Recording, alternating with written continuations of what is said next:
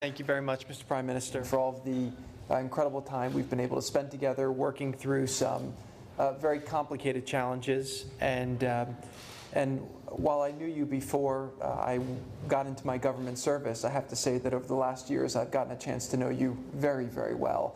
And it's been an absolute honor and a pleasure. And through all the experiences, we've challenged each other, we've learned from each other, but we've been able to create a new framework that's bringing a lot of progress to Israel and to the entire world. And I think that, even above the positive sentiments, the results are what really matter. And I do believe that together we've achieved some historic results. Together, we were able to focus on pursuing common interests between our countries. We approached what were seemingly intractable problems with a fresh set of eyes, but we made sure that we were informed by the past approaches. And we used common sense, most importantly. We used common sense, and we took a pragmatic realism towards challenges that, quite frankly, had been left unresolved for way too long. By doing things differently, we created new opportunities, and then we seized those opportunities when they presented themselves. Working with you, President Trump was willing to take the risks that others were not willing to take, to pursue opportunities that others thought were too hard, and then also to spend time and political capital that many thought he should not spend. Our collective efforts have led to the birth of the new Middle East, where firsts and breakthroughs are now happening almost every day. President Trump said that these peace agreements are a lot harder than he's making them look, but they all take a lot of time and negotiation and effort, and every single day we're seeing new good news coming from this region, which is something that has not happened for a very long time. Tomorrow, we will very proudly advance the Abraham Accords with the first direct commercial flight on El Al from Israel to Morocco. For this breakthrough, I would like to thank my friend, King Mohammed VI, as this will bring about a whole new set of opportunities for Northern Africa and the entire Middle East.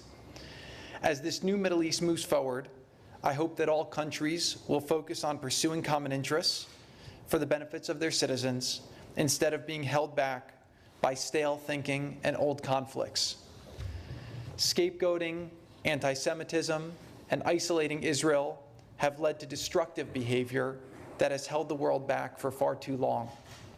All people, regardless of race or religion, share the same desire to live a good life with access to peace, security, and economic opportunity. We must never forget that. The experts for so long were focused on intellectual issues instead of focusing on what are we all trying to desire and achieve as people. And if we can agree on those common goals, then the rest is just details, and we need to find win-win situations for how we get there.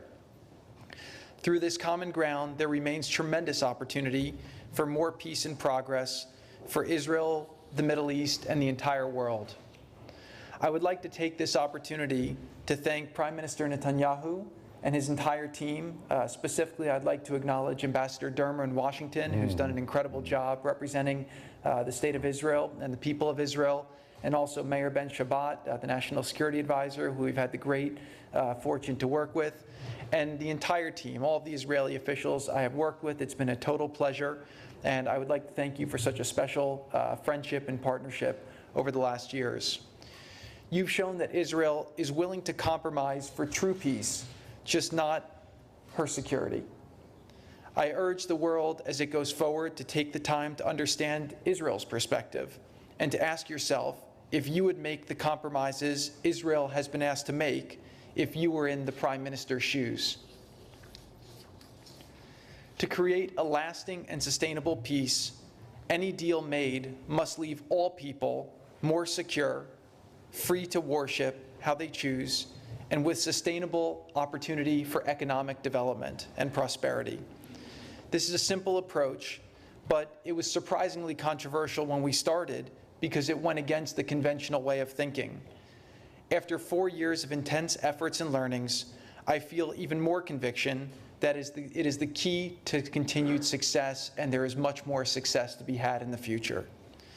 I would also like to express my love and best wishes to the amazing people of Israel and say that you will remain in my daily prayers, and I have great confidence that your future will continue to be bright and exciting. I will finish by saying that while we have all played a role in these breakthroughs, Middle East peace is such an impossible task that it is only possible due to the intent and blessings of God. The Middle East is a region replete with stories of both triumph and defeat, from biblical to modern times.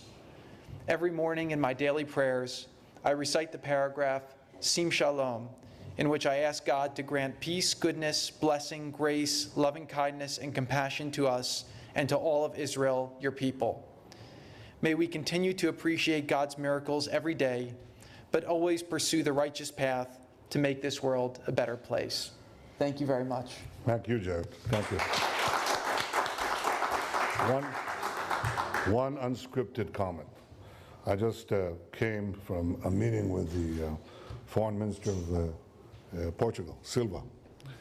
And we talked about the Middle East, what is happening, these tremendous changes, and I spoke about the common interests that we have. First of all, the long-standing desire to block Iran's aggression, and what has been discovered in recent years and brought forward with full force by President Trump and you and your team, the ability to have economic well-being and so many other things that change, as you said, daily life, makes life better.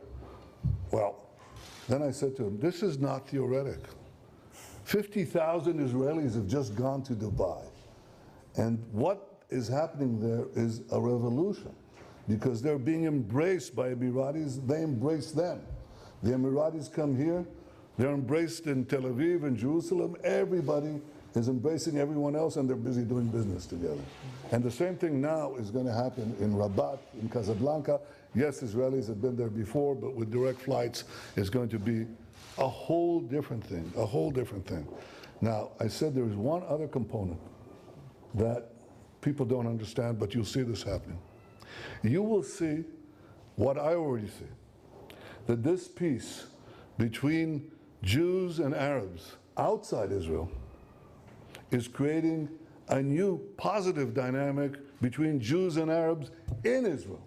It's just changing. It says the old enmities can be put aside, and we can have peace and life and hope and prosperity. And I want to thank you for that too. Thank you. Thank you all.